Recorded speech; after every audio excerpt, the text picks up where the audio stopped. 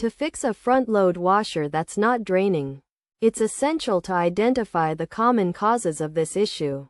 A kinked, squashed, or clogged drain hose, as well as a drain height that's too high or a low voltage supply, can all contribute to poor drainage. To address this problem, start by assessing the drain hose for any kinks or twists that may be restricting water flow.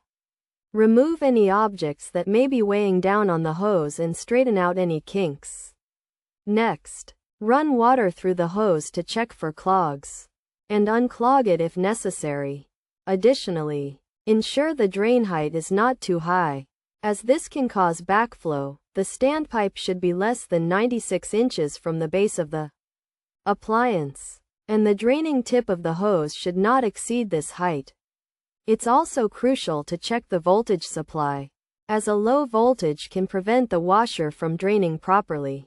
Measure the voltage at the outlet or use a similar appliance to determine if the supply is sufficient. If the voltage is low, it may be necessary to seek professional assistance.